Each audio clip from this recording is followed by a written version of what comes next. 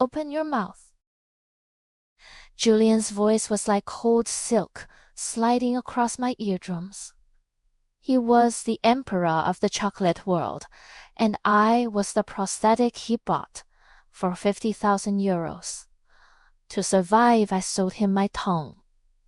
He forbade me from eating spicy food, banned coffee, even banned kissing, anything that might compromise the absolute precision of my sense of taste. I thought it was just a transaction where each of us got what we needed. That was until the thunderstorm night, when he forced a chocolate-smeared finger between my teeth, a feverish, unsettling fire burning in his eyes. "Alice," he said, "you're the only sweetness I can taste in this world." When his first love returned, and when I discovered I was nothing more than the catalyst for restoring his taste, I finally understood. This bitter romance had never had a recipe. Brussels rain was cold and sticky, impossible to shake off, just like my unlucky life. I stood outside the display window of Mercer Choco.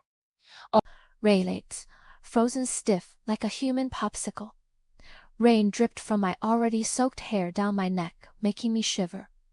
I shoved my hands into my pockets and felt nothing but a single icy coin. That was everything I had. My stomach twisted with hunger, demanding heat and calories. What could I do? Buy the cheapest loaf of bread, or find a dry corner and wait for this cursed rain to stop? My gaze drifted uncontrollably to the window. A box of ganache sat inside, arranged carefully on a velvet cushion. A small card beside it, written in fancy lettering, read, 50 euros. 50 euros, enough to feed me for a week. And yet here it was, just a box of unremarkable-looking sweets. My professional instincts kicked in. Through the glass, I stared hard at the glossy black chocolate squares. Their surfaces weren't smooth enough. There was a faint roughness, almost invisible to the naked eye. "It's grainy," I muttered without thinking. The crystallization of the cocoa butter and sugar wasn't controlled properly. The temperature dropped too fast. What a waste. At the shop where I used to work, this wouldn't even qualify as scraps. Yet here it was treated like art, priced at a ridiculous 50 euros. Hey! What are you staring at? If you can't afford it, get lost. Don't block our business, a sharp voice snapped behind me. I turned to see a woman in a shop uniform with flawless makeup, glaring at me with open disgust. She was a store manager. I'd seen her a few times before, always with that same superior expression. She looked me up and down, contempt cutting into me like a blade. "A poor student like you dares to criticize Mercer's craftsmanship. Do you even know what top here means? This is called a velvet texture, an aesthetic someone like you could never understand in a lifetime." Her words stabbed straight into my chest. Was it my fault that I was poor? This said by law. I was just going through a rough patch, unable to pay tuition, suspended from school. I had once been the most gifted student in chocolate studies. My mentor said my tongue was born for cocoa. But now, I didn't even have the strength to argue back. My stomach growled, and dignity felt like a joke. I didn't say anything, I murmured, lowering my head and preparing to leave. But she wasn't done. She stepped forward and shoved me. "Hurry up and go. Don't be an eyesore here like a fly. You're annoying." I staggered, nearly slipping on the wet pavement. Rain splashed onto my pant legs, and a cold despair crept from the soles of my feet all the way up. Just as I was about to disappear completely from this street, a massive shadow suddenly loomed over me. Everything went quiet. A powerful presence pressed down, making it hard to breathe. The manager, who had been so aggressive moments ago, turned deathly pale and froze in place, not daring to make a sound. I slowly looked up. A man trudged before me. He was tall, dressed in a perfectly tailored black coat. Even the rain seemed to avoid him. His features were sharp and cold, like a marble sculpture. His blue eyes were as deep and frozen as an icy sea. I knew who he was. Julian Mercer, the owner of the shop. The tyrant of the chocolate world. A genius infamous for his severity and obsession. Rumor had it he could tell which hillside cocoa beans had been dried on, and that no flaw, no matter how small, could escape his tongue. He was a god in this industry, and I had just criticized a miracle at the gates of his temple. My heart skipped a beat. I was done for. The manager instantly put on a flattering smile, her voice trembling. Mr. Mercer, why are you out here? It's raining so hard. Please go back inside. And this person here, she pointed at me, desperate to distance herself. I'll chase her away right now. Julian didn't even look at her. His gaze, sharp as twin ice picks, was fixed squarely on me. Then it slowly shifted to the display window, to the box of ganache I had just criticized. My palms broke into sweat. I was sure he'd explode, throw me out like trash, but he didn't. He turned and said something to the manager. She went pale and hurried inside, trembling, and returned holding the 50-year box of chocolates. Julian picked up one piece. His fingers were long and well-defined, like a pianist's. In front of everyone, he held the chocolate between his thumb and forefinger and gently squeezed. Crack! A dull, unclean sound. My heart sank with it. A good ganache should be resilient under pressure, not crumble like this. The internal crystal structure was completely ruined. The manager's face drained of all color. Julian relieved. Chocolate crumbs fell between them. He didn't even spare them a glance, as if they weren't luxury goods but mere dirt. His voice wasn't loud, but it carried unquestionable authority through the cold rain. Dispose of this entire batch. Sir, that's several thousand euros, the manager stammered. I said, all of it. Julian repeated himself calmly, yet the air seemed to freeze solid. What happened next left me completely stunned. He turned and walked into the shop, went straight to the shelf filled with flawed products, and swept his arm across it without hesitation. Chocolates worth thousands of euros crashed to the floor like trash, scattering everywhere. The shop filled with the sounds of impact and shattering.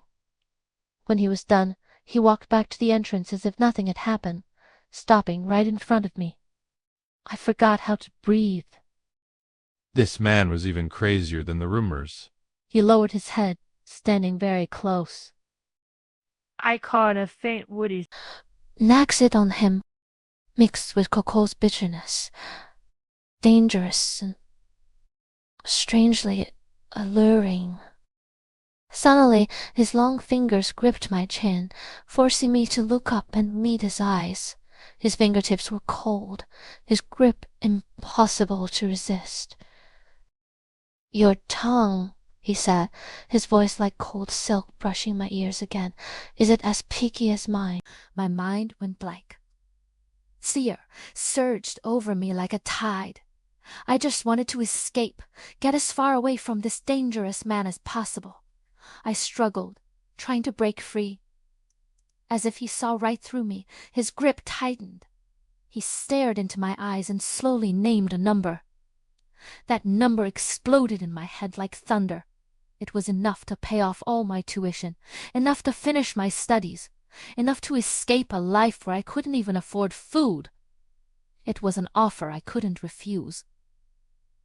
I need your talent, he said, his voice carrying absolute command. The price is total obedience.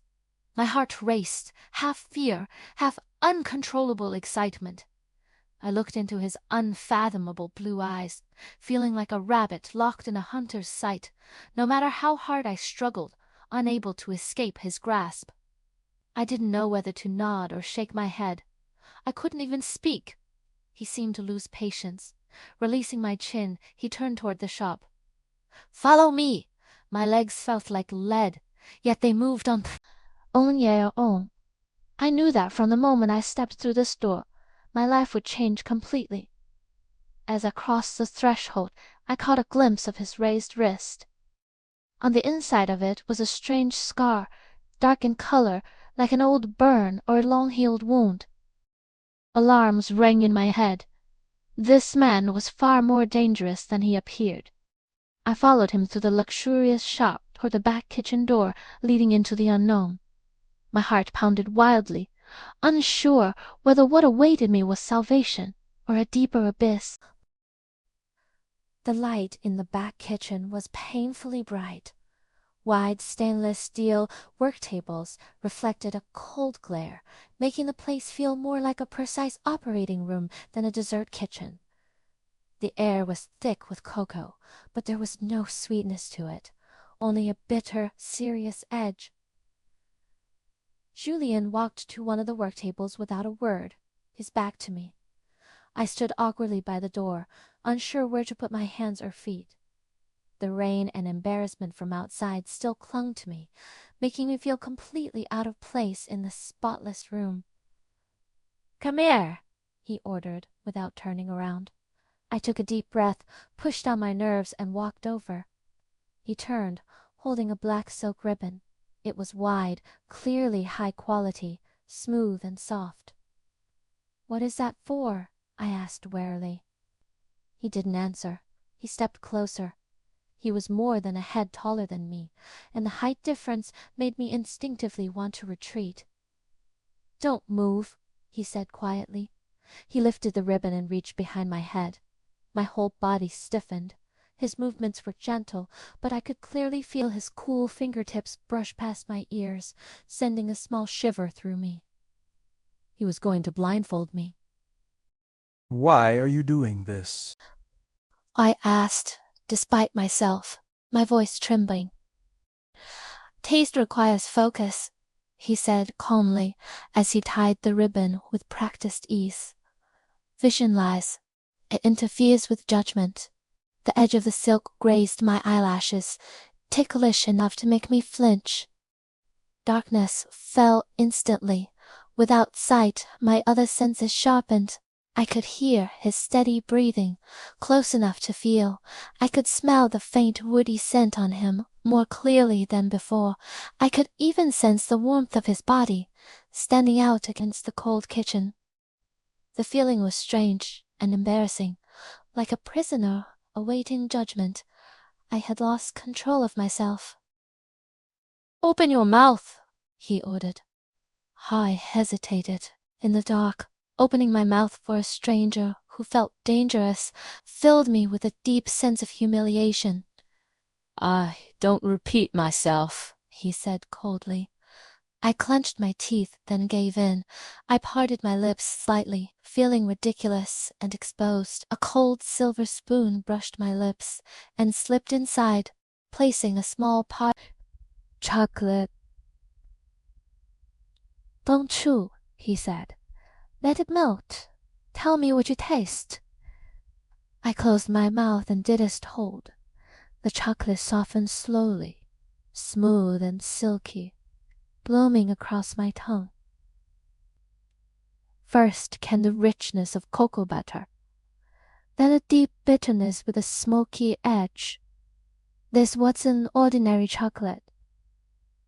"Tobacco," I said, my voice dry with tension. "And leather. The cocoa beans were probably aged in a cigar cellar." His breathing seemed to pause. As the bitterness faded, a faint saltiness appeared, like a sea breeze across my tongue. "Sea salt," I continued. "Very fine. Fleur de sel from France. I could feel him leaning closer. His breath brushed my cheek, warm and intense. But it wasn't over. After the bold flavors faded, something extremely subtle emerged, almost impossible to catch. A delicate floral note, clean but sharp, like an herb. I hesitated. It was so faint that I almost thought I'd imagined it. If I was wrong, would he throw me out? But my tongue wasn't lying. It was there. I took a deep breath and forced the words out. And 3 drops of lavender essential oil. I said it slowly, 1 word at a time. The moment I finished, Julian's breath hitched.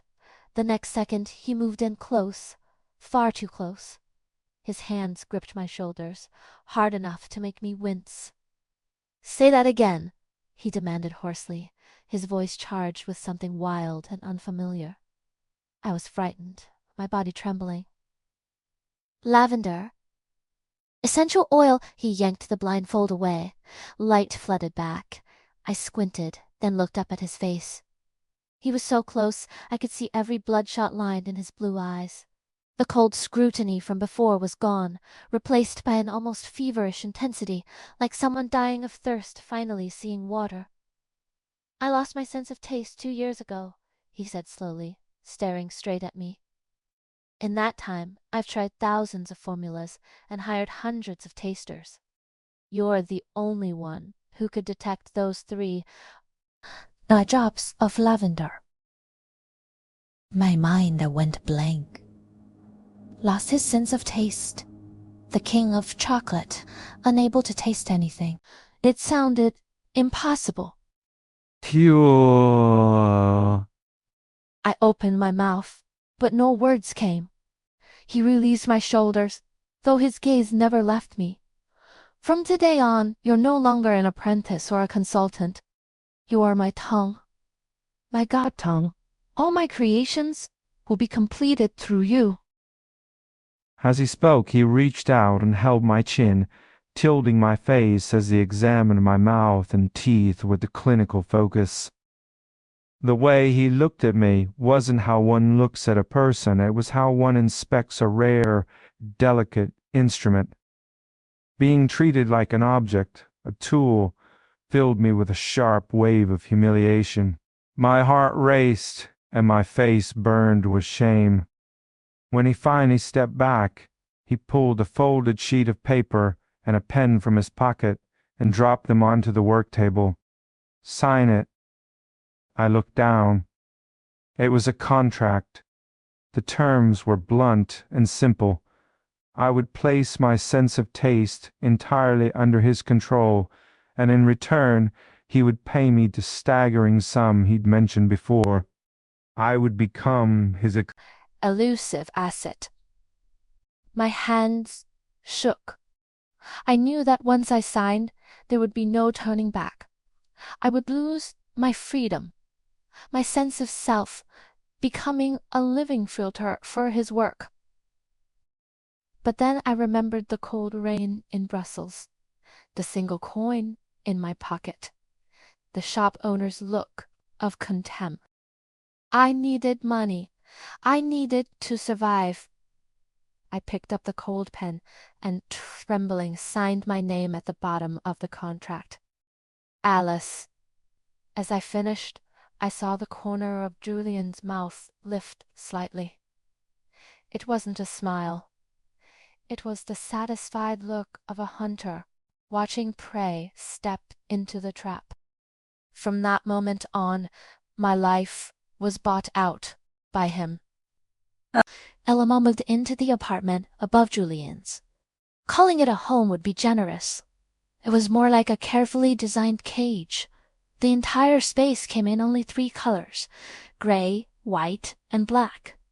Gray walls, white furniture, black floors. Every line was straight, every corner sharp, with no extra decoration at all. The first thing I felt when I walked in was suffocation. There wasn't even a trace of everyday life in the air, only the same cold bitter cocoa scent as the back kitchen downstairs. I set my battered suitcase by the door. Inside were just a few changes of clothes and some professional textbooks. My meager belongings looked painfully out of place in such an expensive apartment. Julian didn't give me time to adjust. He followed me in and tossed a printed list onto the gray marble dining table. "These are your new rules. Memorize them," he said, like he was issuing a military order. I picked up the paper, and my breath caught. No spicy food, including but not limited to chill, no Sichuan peppercorns and mustard. No coffee, strong tea, or any drinks containing caffeine. No smoking, no alcohol, and no contact with anything with a strong or irritating smell. No personal care products with heavy fragrance. Most important, no kissing. I clenched the paper so hard my fingers shook. These weren't rules, this was stripping me of the most basic pleasures of being human. I could understand banning spice and coffee to protect my sense of taste. But no kissing. Who was he to control that? Anger flared instantly. What is this supposed to mean? Do you think I'm some kind of pet you're keeping? Do you even want to control my private life? Julian leaned against the doorframe, arms crossed, looking at me coldly. Your tongue belongs to me now. I won't allow any uncontrollable factors to damage my property. Kissing involves saliva exchange and unpredictable flavor residue, so it's forbidden. This is ridiculous. The contract is very clear. He cut me off. You agree to absolute obedience. If you can't do that, you're free to leave right now. I'll void the check immediately. Maddie again. All the fight drained out of me. What right did I have to resist? That was just a tool he had paid for. I crushed the paper in my hand, almost tearing it apart. In the end, I loosened my grip and forced out 2 words through clenched teeth. Understood. He seemed satisfied. With a nod, he turned and left the apartment, leaving me alone in the gray cage. The next few days felt like life in a monastery. All my meals were delivered by staff, bland, nutrition-focused food with almost no taste. My job was simply to stay on call and go down to the back kitchen whenever he needed me to sample new batches of chocolate with all kinds of strange flavors. I was close to losing my mind. My taste buds swung wildly between extreme blandness and intense stimulation, while my spirit was slowly swallowed by the gray space around me. I needed another flavor. Something that belonged to me. Something to prove I was still alive. That afternoon, while Julian was out, I slipped away. Like a thief, I bought a box of curry rice from a small shop on the corner. The rich, the icy aroma felt like heaven. I hurried all the way back, my heart pounding with both fear and excitement. The moment I opened the container, the familiar, bold scent filled the room. I grabbed a spoon, scooped up a generous bite of golden curry, and was just about to put it in my mouth. "What are you doing?" The icy voice was like cold water poured over my head. My whole body froze. The spoon hung in mid-air as I slowly turned around and saw Julian standing in the doorway. I had no idea when he'd come back. His face was expressionless, but a terrifying storm churned in his blue eyes. My hand trembled, and the spoon clattered onto the table. I stammered, unable to explain. He walked toward me, step by step, each one landing heavily on my nerves. He stopped at the table and glanced at the fragrant curry. And he did something I never expected. He flipped the entire table over. Crash! The marble tabletop slammed into the floor. The curry flew, yellow sauce and rice splattering everywhere, staining the expensive black tiles. Are you trying to ruin my property? He snapped, fury blazing in his eyes.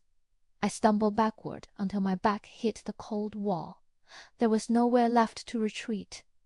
I'm sorry. I won't do it again. My voice shook with fear. I had never seen him like this. He was like a wild animal on the verge of losing control. He closed in, his tall figure blocking out everything else. He grabbed my chin, forcing me to look at him. An apology isn't enough, Alice, he said with a faintly cruel edge to his voice. When you make a mistake, you accept the consequences. He dragged me from the wall and into the bathroom. From a cabinet he took out a large, unopened bottle of saline solution and a glass. He filled the glass and held it out to me. Drink it. I stared at the clear liquid, my stomach twisting. What is that? To cleanse your taste buds, he said coldly. Wash away all those cheap, dirty flavors from your tongue. Drink salt water, had he lost his mind. No. I shook my head desperately, tears welling up. No, I don't want to drink. He pressed the glass to my lips, leaving no room for negotiation. I clamped my mouth shut. The cold rim hurt against my lips. We were locked in place. Then he seemed to lose patience and pinched my nose. I couldn't breathe. Panic flooded my head. I struggled, hitting his arm, but it was useless. Just as I was running out of air, I had no choice but to open my mouth, to gasp. The cold, salty liquid poured in. I choked and coughed violently, tears streaming down my face. The harsh taste burned all the way down, making my stomach cramp. He forced me to finish the entire glass. When it was over, he let go as if discarding something unwanted. I collapsed onto the floor, coughing, humiliated and shaken. He looked down at me without a trace of sympathy. Remember this lesson. Next time, it won't be this simple. Then he left the bathroom. That night I had a nightmare filled with his cold eyes. At 3, yawning in the morning, urgent knocking woke me up. Half asleep, I opened the door to find Julian in a robe. Come with me, he said, not allowing refusal. Still in my thin silk nightgown, I followed him down to the back kitchen. Try this! He handed me a small piece of dark chocolate. Yawning, I put it in my mouth. A sharp sourness exploded on my tongue, snapping me fully awake. Well, have a knock in the throat in the morning? He asked tensely. Do sour, I said, frowning. The raspberry acidity is unbalanced with sugar, and there is a slight burnt note. As I spoke, I did notice a drop of melted chocolate slide from the corner of my mouth and fall onto my pale collarbone. Julian's gaze locked onto that dark spot. Au caramaveric help. I fought the tensely cup ishabu. Yeah, said in the corner loud. The air changed. His eyes grew unreadable, his throat moving subtly as he swallowed. Instinctively, I covered my chest. One strap of my nightgown slipped aside, revealing more skin. Just when I thought he might do something, he reached out and gently brushed the loose strands of hair from my forehead. His fingertips were cool, but the gesture was unexpectedly soft. Be good, Alice, he murmured in the quiet of the night, his voice low and rough. I'll give you everything you want.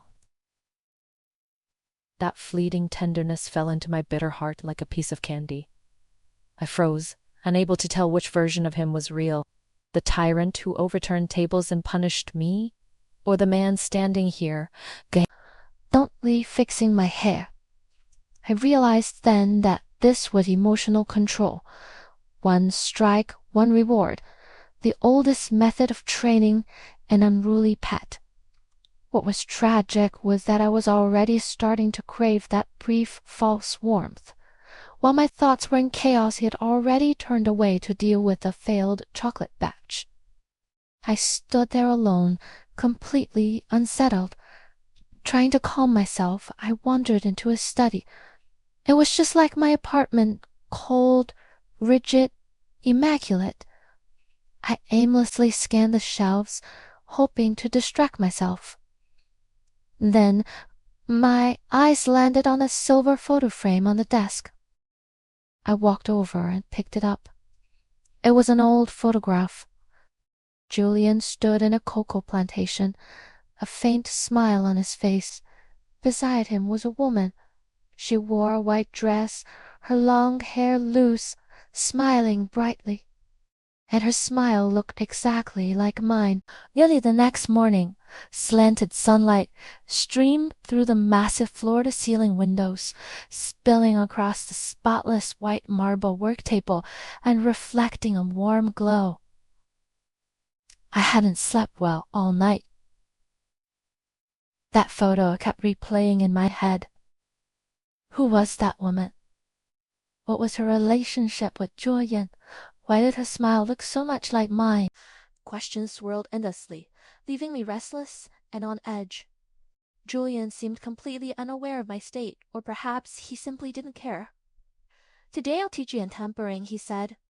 He wore a white shirt with the sleeves rolled to his elbows, revealing strong forearms. Unlike his usual cold demeanor, he looked like a craftsman fully absorbed in his work. Shh. He poured a large basin of melted chocolate onto the marble surface. The deep brown liquid spread out like silk. Tempering is the soul of chocolate. It needs to cool, crystallize, then be warmed again. The process requires absolute focus and patience. As he spoke, he picked up 2 spatulas and began pushing, pulling, and folding the chocolate with practiced ease. Standing nearby, watching his smooth, flowing movements, I had to admit that when this man worked, he possessed a dangerous kind of charm. Got it. He suddenly stopped and looked back at me. I nodded, then shook my head. I understood the theory, but practice was another matter. He set the spatulas down and motioned to me. "Your turn." I hesitated, then stepped forward and picked up the 2 spatulas, which felt heavy in my hands. I tried to copy his movements, but my actions were stiff and awkward. "Relax your wrists. Don't tense up so much," he instructed from the side, a trace of impatience in his voice. The more I tried to do well, the more nervous I became. I could barely keep my grip steady. Suddenly, a warm body pressed up against me from behind. I froze. Julian wrapped his arms around me from behind. His chest was firm against my back, and I could feel the steady strength of his heartbeat. His chin rested on my shoulder, his breath brushing my ear.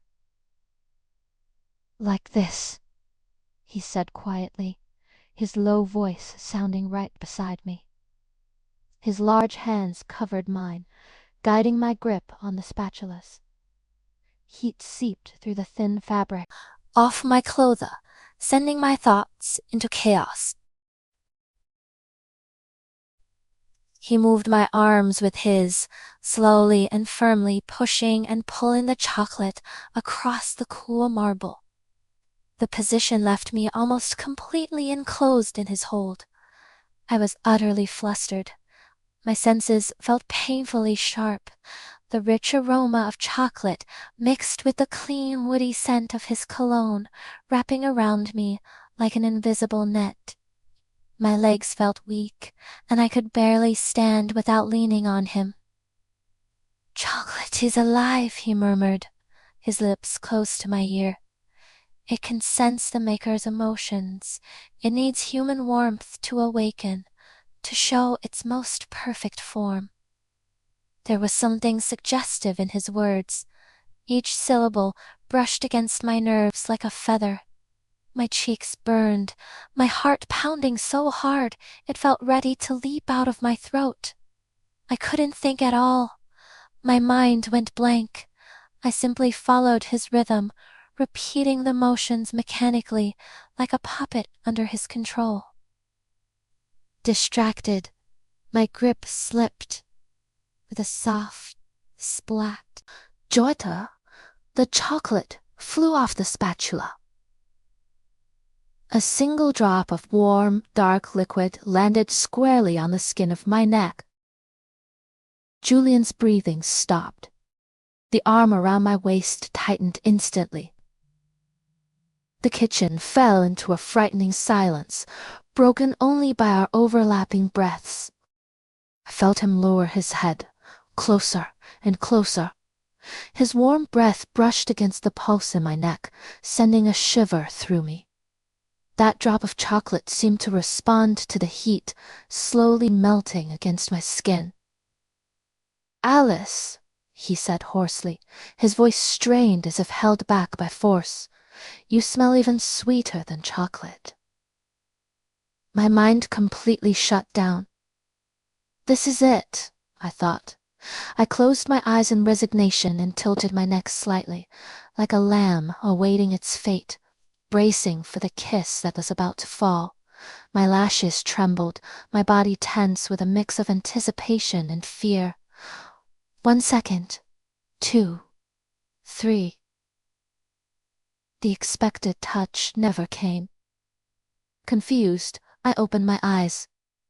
Julian had suddenly released me and roofed back, putting distance between us. The desire and haze on his face vanished in an instant, replaced by a cold, poisonous chill.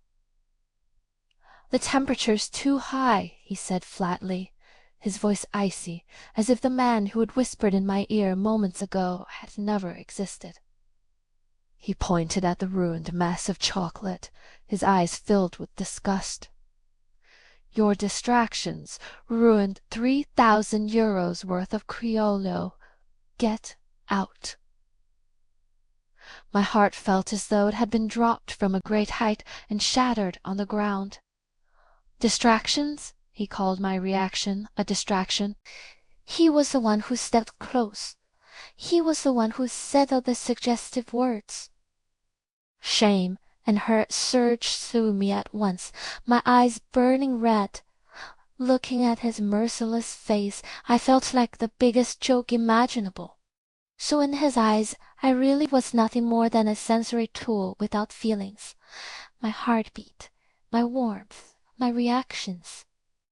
Just distractions that interfered with chocolate quality. I couldn't stay there a second longer. I threw down the spatulas, turned, and fled the kitchen in humiliation.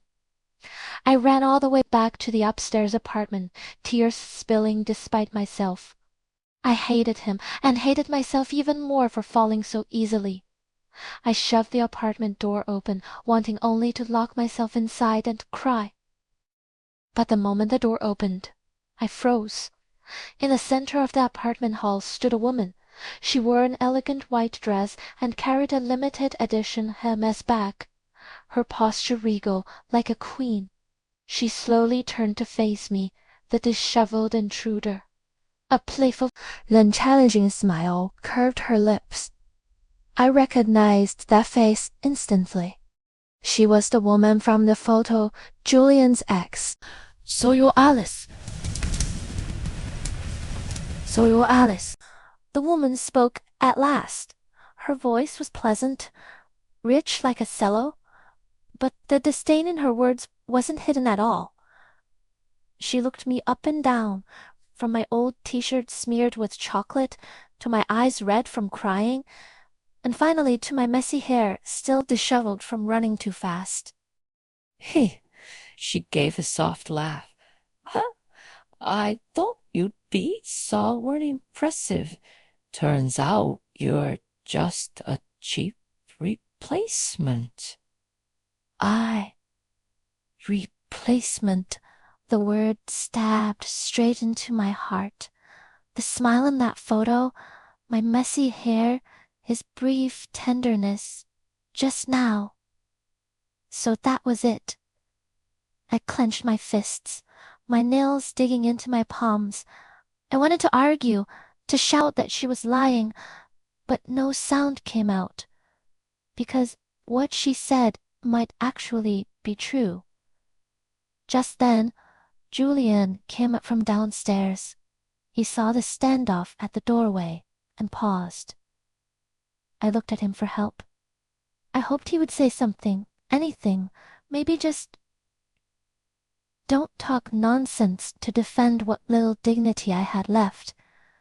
But he said nothing.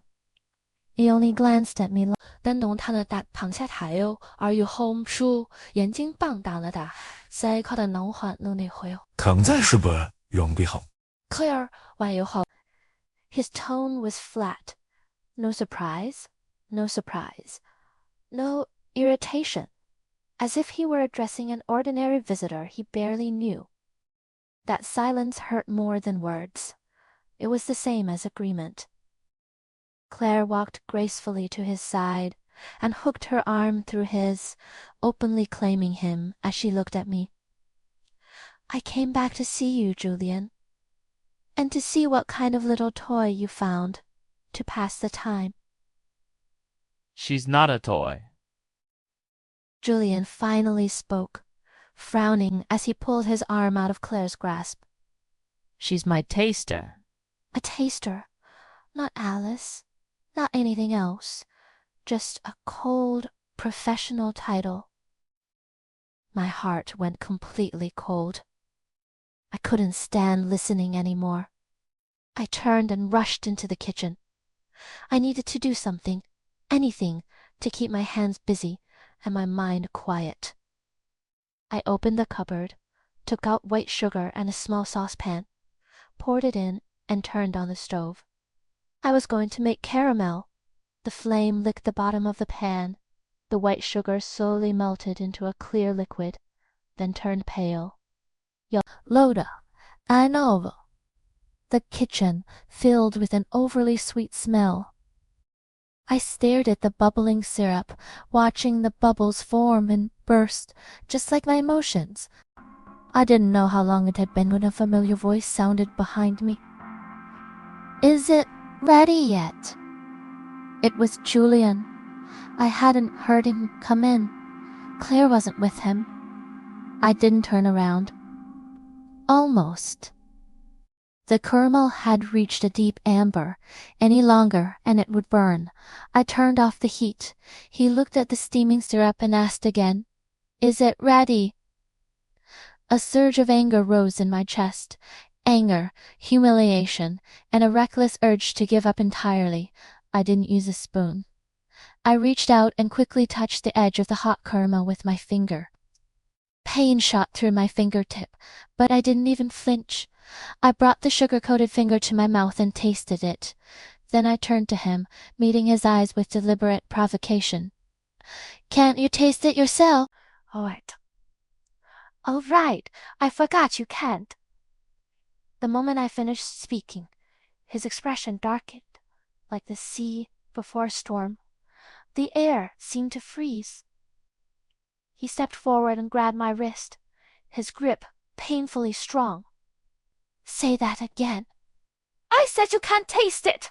I shouted back, throwing caution aside. A dangerous light flickered in his eyes. He didn't yell or scold me. Instead, in a low, tightly controlled voice, he said, "Dip it again." I froze. "Feed me." My heart started racing. I looked at his face up close, at those deep blue eyes. I couldn't tell what he was thinking. Was this punishment? Or something else? His grip tightened. I had no choice. Trembling, I dipped my finger into the caramel again, this time a little more. Then I lifted my hand and slowly brought my finger toward his lips. I barely breathed as I did. He closed his eyes. Instead of tasting the caramel right away, he lingered, taking his time in a way that made my thoughts go blank. My mind exploded. A sharp current shot from my fingertip through my entire body. My knees went weak, and I almost collapsed. That wasn't tasting. It felt like an invasion, a claim. He wasn't judging the caramel. He was judging me, my defiance, my emotions, everything I tried to hide. Time seemed to stop. After what felt like forever, he finally let go. The sensation lingered, making my fingers tremble. He opened his eyes and looked at my flushed, shaken face. Then he gave a cold smile, one edged with understanding and cruelty. "The sweetness is fine," he said, like delivering a verdict, "but your heart isn't calm." He paused, leaned close to my ear, and quietly shattered my last defense. "You've fallen for me, haven't you, Alice?" I stiffened, as if I'd been stripped bare in public. No, I couldn't admit it. If I did, I'd lose completely. I forced a smile that looked more painful than tears, and met his gaze. "I just love your money, Mr. Julian. After all, you pay far too well." I thought that would make him turn away, cold and distant, like before. But he didn't. My words snapped the final thread of his restraint. In one swift motion, he lifted me and pressed me back against the cold stainless steel counter. I barely had time to gasp before he leaned in, his kiss harsh and unforgiving, filled with anger rather than tenderness. It tasted nothing like caramel. It tasted bitter. Like 99% dark chocolate, so bitter it brought tears to my eyes. That bitter kiss hit like a storm, fast, violent, and gone just as quickly. When he finally let go of me, my whole body gave out. I collapsed against the cold stainless steel counter, gasping for air. My lips were numb and sore, and my mind was completely blank. He didn't say a word, he just looked at me deeply, then turned and walked out of the kitchen, leaving me alone with the mess on the floor. The days that followed slipped into a cold war. He didn't come looking for me, and I didn't mind the silence. I shut myself inside that gray apartment every day, staring out the window. Claire never showed up again, as if that confrontation had been nothing more than a bad dream. On the fourth day, he finally sent someone to get me. A new batch of cocoa powder had arrived, and he needed me to taste it. When I entered the back kitchen, he was already there. He was dressed in black, work clothes, his face as cold as ever, as if the man who had kissed me so fiercely that day had never existed. Several burlap sacks, each nearly as tall as a person, were piled on the massive work table. They were printed with words I didn't recognize. "This is a new shipment of chancho cocoa beans from Peru, ground into powder," he said, pointing at the sacks, brief and precise. "I want you to identify the smallest differences between them." Work again. I laughed at myself inside. Between us, it seemed there was nothing left but work. I nodded and stepped forward, reaching for one of the sacks. Just as I grabbed the rope, I don't know if it was tied too loosely or if I pulled too hard, but the sack stacked on top suddenly lost its balance and tipped straight toward me. "Watch out." The sack burst open in front of me. Fine cocoa powder erupted like a volcano, swallowing me from head to toe in an instant. I choked and coughed, unable to open my eyes, my mouth and nose filled with that bitter, fragrant cocoa scent. When the dust finally began to settle, I tried to open my eyes. I felt like a plaster statue just dug out of an ancient tomb. My hair, my face, my clothes, all coated in brown powder. I wiped my face in embarrassment and only managed to smear it into muddy streaks. Then I heard a sound I had never heard before. Laughter. I looked up and stared at Julian in disbelief. He, This man, who was usually as cold as an iceberg, was laughing. He leaned against the counter, laughing so hard his shoulders shook. Sunlight streamed in through the window, catching at the corners of his eyes. Those blue eyes looked as if they were filled with stars. For a moment, I was completely stunned. So the Your latry fell ta ta sha. My funny and I funny. Tai snapped, flustered by his laughter. Is it that funny? Not funny, he said, trying to hold it back, though the curve of his mouth betrayed him. You just look like a kitten that crawled out of a mud puddle. As he spoke, he reached out a hand toward me. Come on, get up. The floor's cold. I hesitated, looking at his outstretched hand, then finally dug it. Just as he tried to pull me up, something unexpected happened. The floor was slick with cocoa powder. His leather shoe slipped the moment he put weight on it. Ah! He cried out as he lost his balance and fell backward. I was still holding on to his hand, and the force dragged me down with him. We crashed together into the soft pile of cocoa powder. After the world stopped spinning, I realized I was lying right on top of him. My cheek was pressed tightly against his solid chest. Through the thin fabric of his shirt, I could clearly hear his heartbeat, thump, thump, thump, much faster than usual. Cocoa dust swirled through the air like brown snow, and the rich aroma filled my lungs. Time seemed to freeze. He was no longer a distant tyrant, and I was no longer a lowly-tasting tool. We were just two ordinary people who had fallen clumsily into a pile of powder. I felt his arm around me tighten slightly. "Don't move," he said above my head. His voice carried a softness I had never heard before. Then I felt his hand lift, his fingertip brushing my eyelashes, incredibly gently, wiping away the powder clinging there. His movements were careful and, oh, tender, as if he were afraid of hurting me. Something deep inside me was softly stirred. "Why do you treat me like this?" "How?" I asked quietly, still lying against him, finally voicing the question that had been haunting me. "Sometimes you're so cruel, and then sometimes you're—" I couldn't finish the sentence. He stayed silent for a long time, so long that I thought he wouldn't answer at all. Then I heard him speak in a low voice, almost like a sigh. "Because only you make me feel like I'm still alive." My heart jolted. "Always still alive." Those words were like a key, unlocking all my confusion and hurt at once.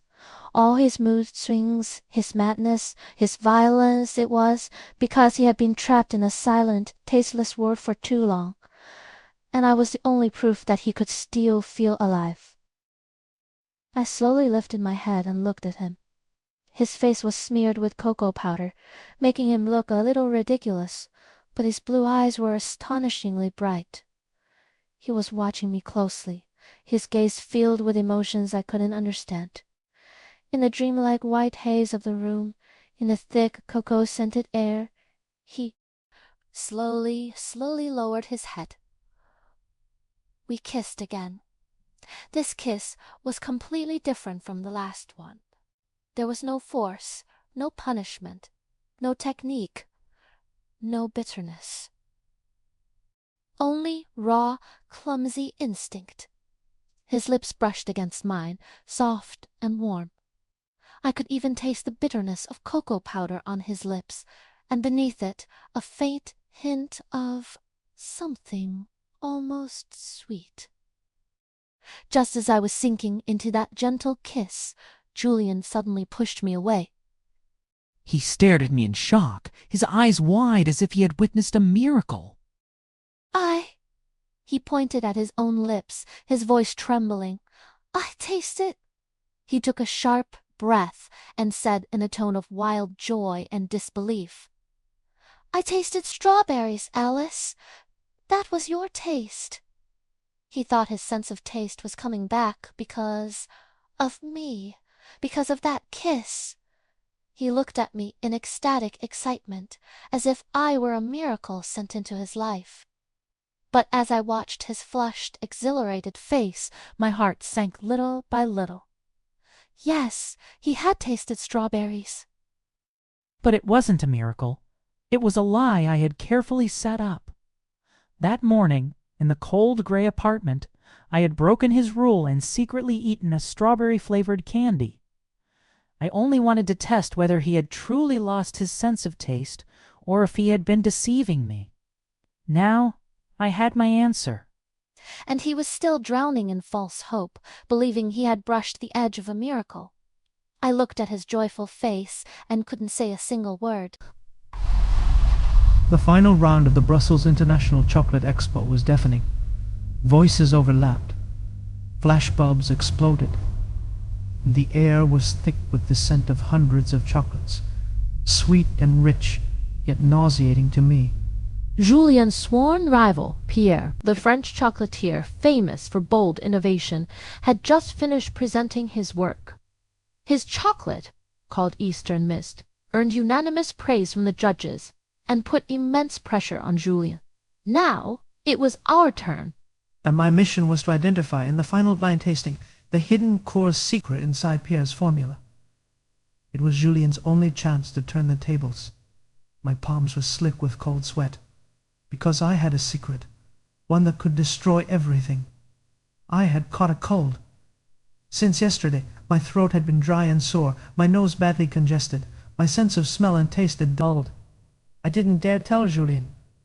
I knew him too well. If he found out something was wrong at a moment like this, he would lose it. So, I dragged myself to endure it. Before going on stage, I drank large amounts of hot water, hoping to wake my senses, even just a little. Ready, Alice? Julian asked softly beside me. There was a trace of tension in his voice. I nodded, not daring to meet his eyes. The spotlight fell on us. I felt like I was being roasted alive. Julian clasped my hand tightly. His palm was dry and warm, giving me a sliver of strength. I could clearly feel that his hand was trembling too.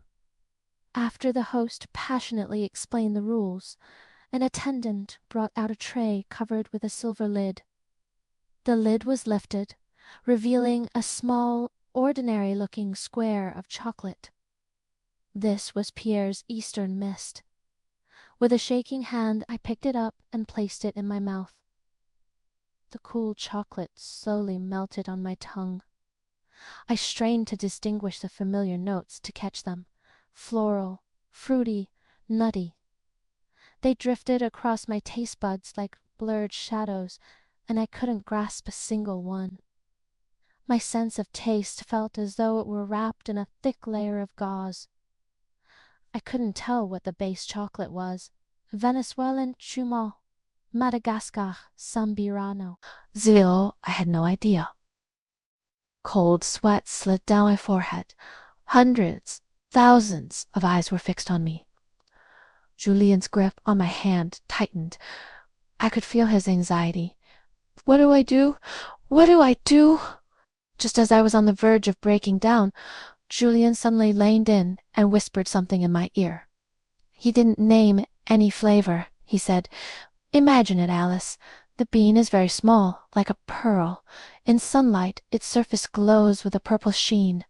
When you crush it between your fingers, the texture is incredibly fine, almost no resistance at all, like silk. He wasn't describing taste.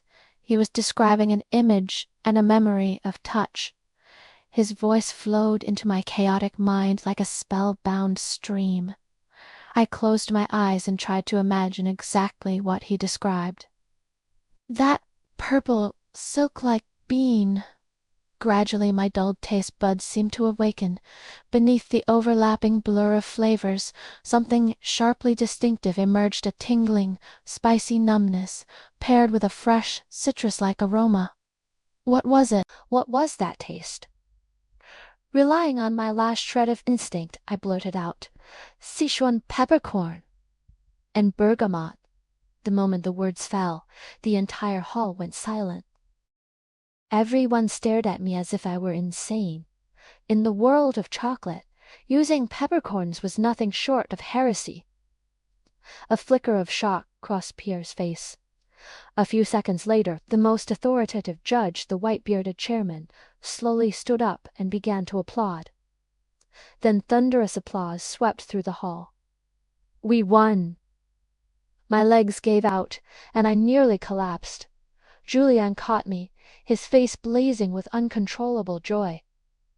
Backstage, he finally lost control of his emotions.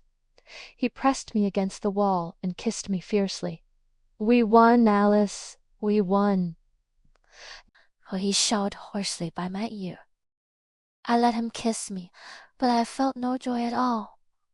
Because in the middle of the roaring celebration, I realized something far more terrifying.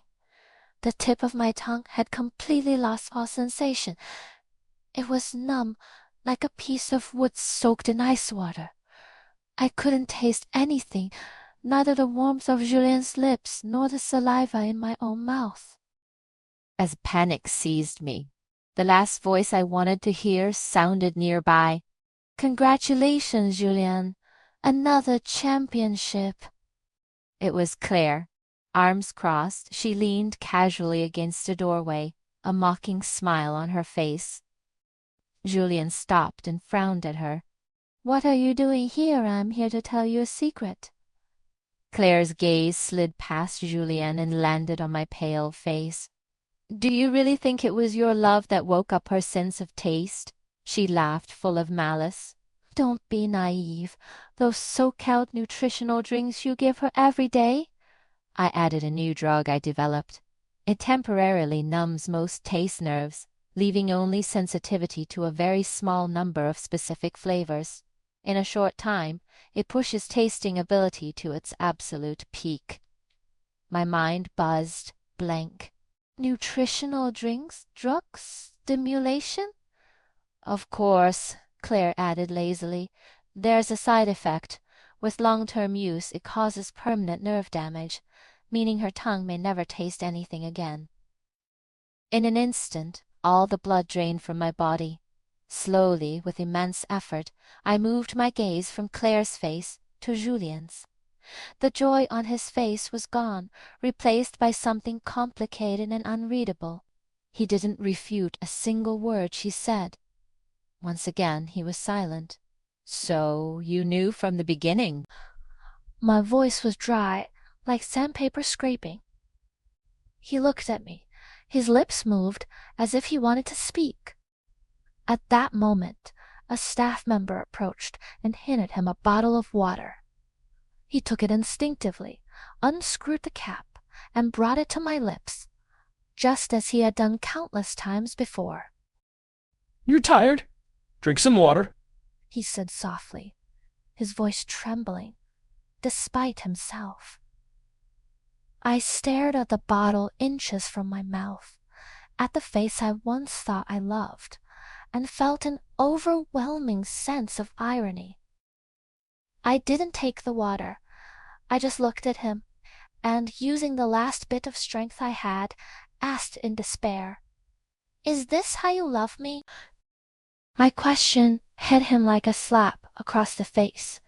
His hand froze in mid-air as he was offering me water, and all the color drained from his face. "Alice,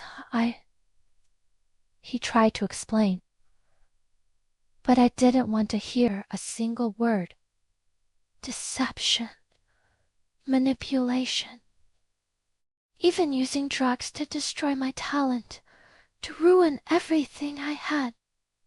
This was his idea of love. I was the biggest fool alive. I shoved him away and turned to run. I needed to leave. Leave this place. Leave this man who made me feel like I couldn't breathe. I burst out of the backstage area and ran without looking back. I didn't get far before he caught up to me from behind and grabbed my wrist. Listen to me.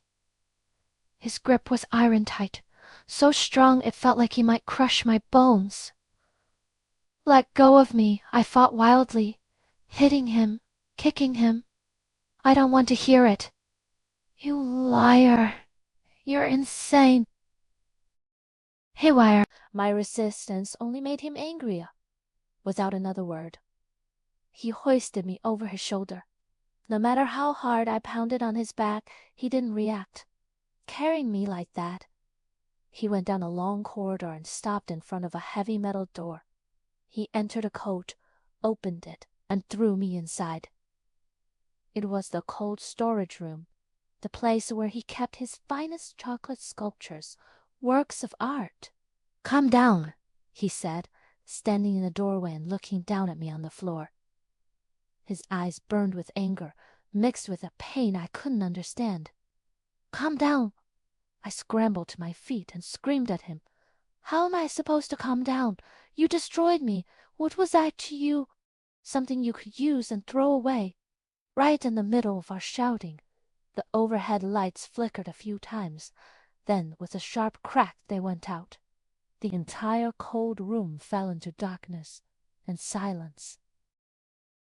What's going on? Julian turned sharply and hit the switch by the door. Nothing. He tried the door controls again. The electronic lock beeped with an error, but the door didn't move.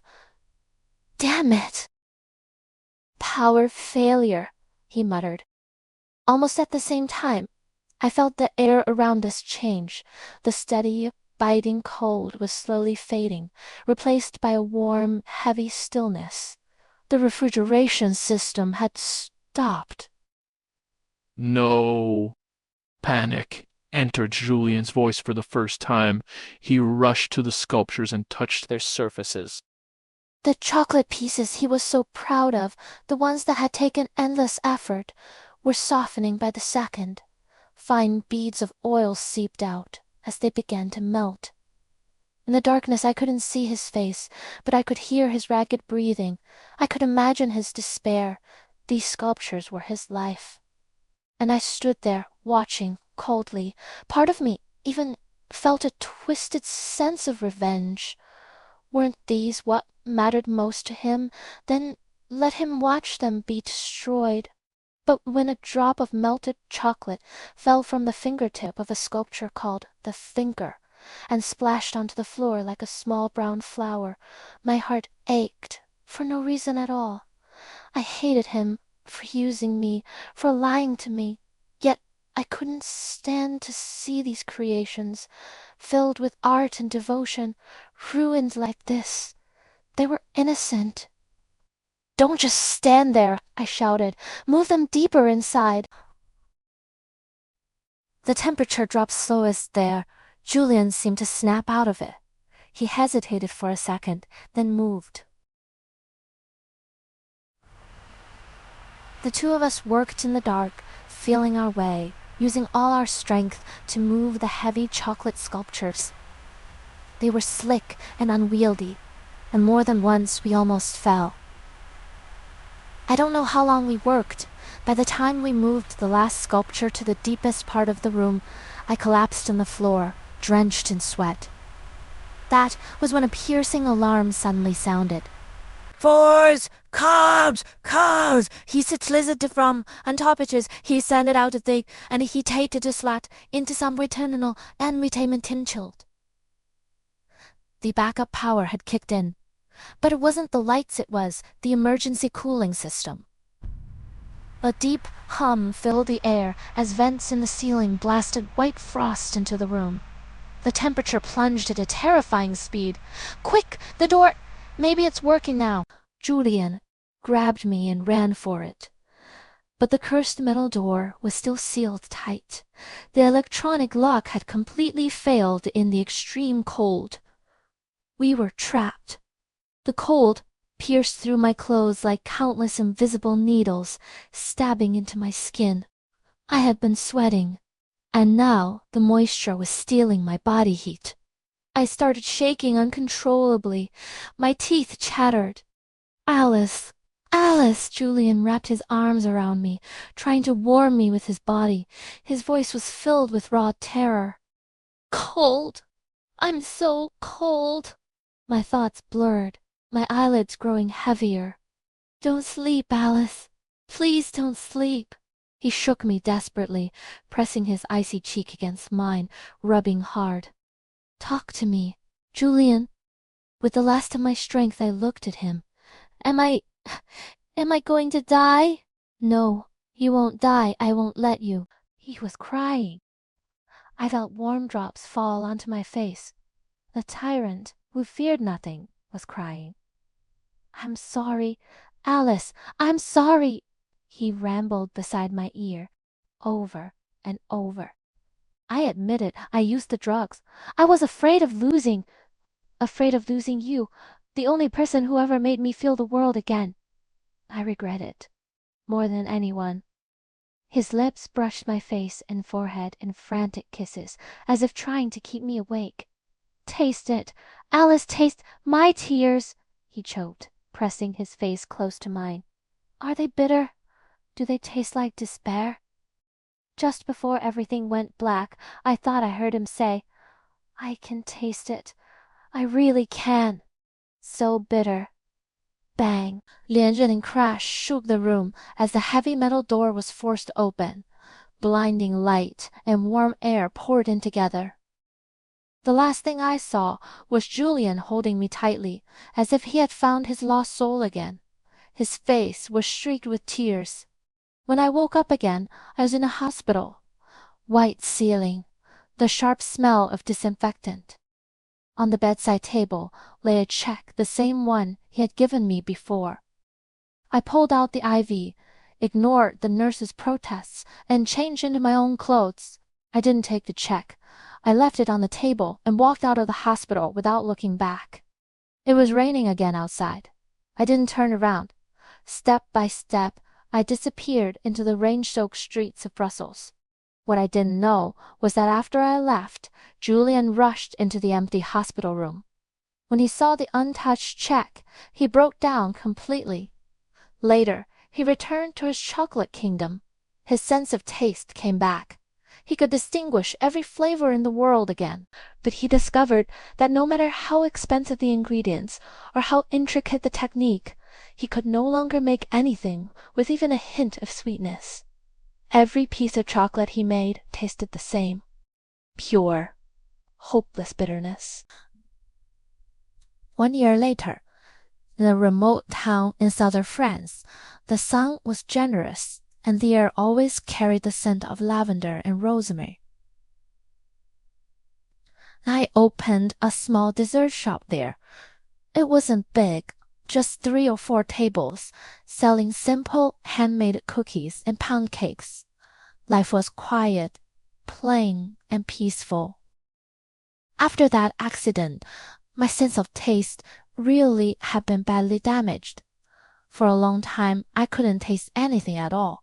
The world, to me, was a colorless wasteland.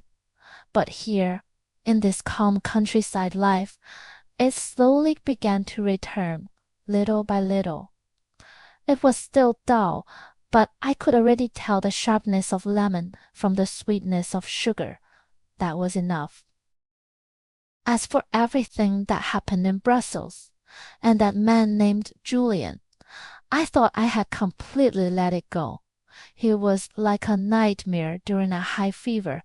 Once you wake up, you're supposed to forget it. Until that afternoon, when a massive truck stopped in front of my shop. 2 delivery workers unloaded a huge wooden crate.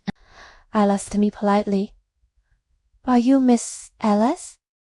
You have a package. I was completely confused.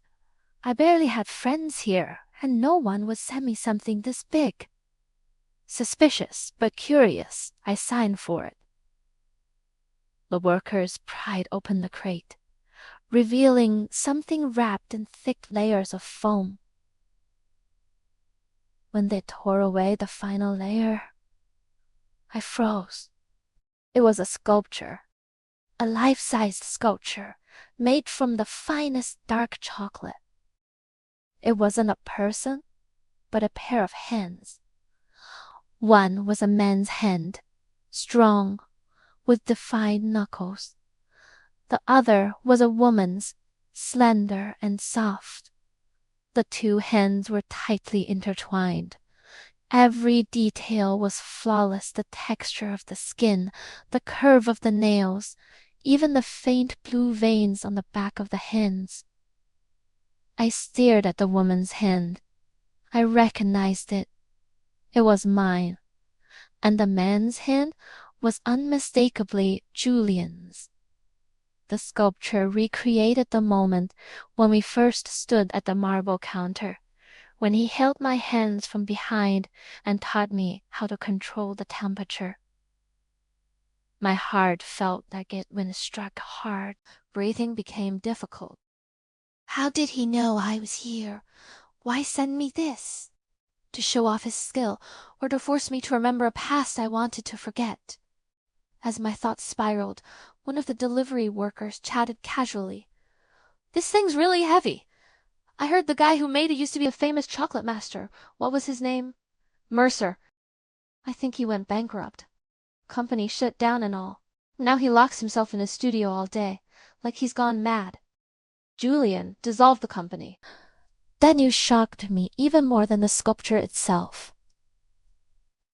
After the workers left, I stood alone in front of the chocolate sculpture for a long, long time. Sunlight streamed through the window, reflecting a deep sheen off its surface. I reached out but didn't dare touch it. For days afterward, I was distracted and restless. The sculpture sat in my shop like a silent declaration, disrupting the peace I had fought so hard to find. Until 1 week later. At dusk, I was getting ready to close when the wind chime at the door suddenly rang. Without looking up, I said, "Sorry, we're closed for today." No response.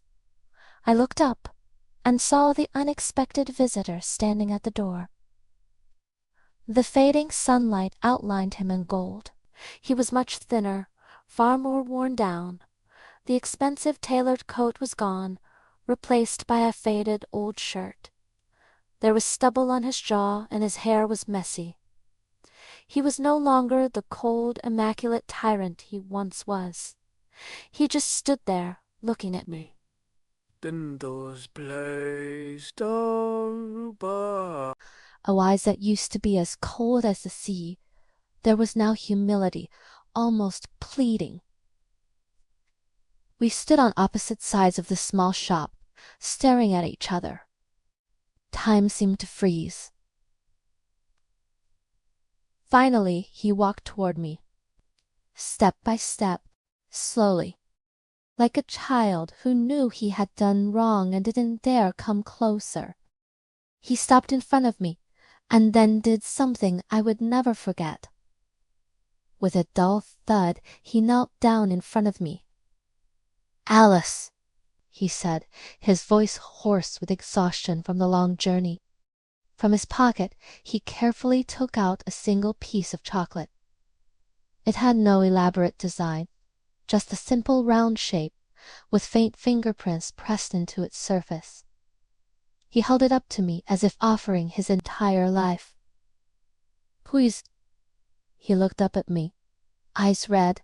"Taste it." My tears broke free in that instant. I looked at the man kneeling before me, the man who once stood above everyone else, who treated me like a tool, like property. I saw the humility and regret in his eyes. With trembling the sack hands, I took the chocolate, still warm from his body. I put it into my mouth. There were no complex spices, no expensive origins, no showy layers. What I tasted was the purest, most primal aroma of cocoa. Beneath it was the faintest hint of sweetness, almost imperceptible. That sweetness didn't belong to any kind of sugar. It belonged to sunlight, to rain, to soil, to our awkward kiss amid clouds of cocoa powder, to the cold rain in Brussels, to his desperate tears in the cold storage room. It was the taste of our memories. The moment I bit down, I suddenly realized my long-numbed tongue had been awakened. All my senses of taste came rushing back at once. I looked at him, tears streaming down my face. And he looked at me the same way. This time, there were no checks, no restrictions, no exploitation, and no deception between us. Only two broken souls trying to find a way to piece themselves back together in each other. Later, Julian stayed in my town. With all the money he Le paid de lift. He opened a chocolate shop across from my dessert store. The shop was called Alice's Snap. Snap is the crisp sound chocolate makes when it's tempered perfectly and broken cleanly. It was also the sound of our faiths reconnecting. What our wedding didn't invite any media, and there was nothing extravagant about it. The ceremony was held in Julian's little shop, called Alice's Snap. Everyone who came was a familiar neighbor from the town. There was no scent of champagne or roses in the air, only the warm, rich aroma of cocoa beans roasting. I wore a simple white dress. Julian wore the white shirt I knew best. He looked a little nervous, his palms constantly sweating. Nothing like the always cool and controlled tyrant from my memories. When it was time to exchange rings, he mysteriously took out a delicate little box. I opened it and found a huge black truffle chocolate that looked completely ordinary. "Where's the ring?" I asked, confused. He gave me a sly grin. Inside. I didn't know whether to laugh or cry. All the guests burst out laughing too. Left with no choice, I picked up the chocolate and took a bite. Cracks! The sound was so loud it nearly broke my tooth. Tears sprang to my eyes from the pain. I spat it out and saw a plain platinum ring embedded in the rock-hard chocolate shell. Julian Mercer. I stamped my foot in anger. He laughed like a child whose prank had succeeded, taking the ring, still damp from my saliva. Still pile on my hand. He went down on one knee and put it on my finger properly this time. For this lifetime, I'll be your temperature keeper. Holding my hand, he looked straight into my eyes and made his vow. I'll use my entire life to balance your warmth and your chill, so you'll always stay at the happiest temperature. My tears fell again. This time, they were sweet.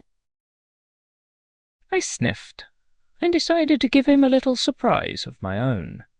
Leaning close to his ear, I whispered, "Then you're in for some hard work. I'm pregnant. From now on, there'll be a third little voice to keep you busy." Julian's body froze instantly. Slowly, in disbelief, he lowered his head to look at my still flat belly, then lifted his gaze back to me.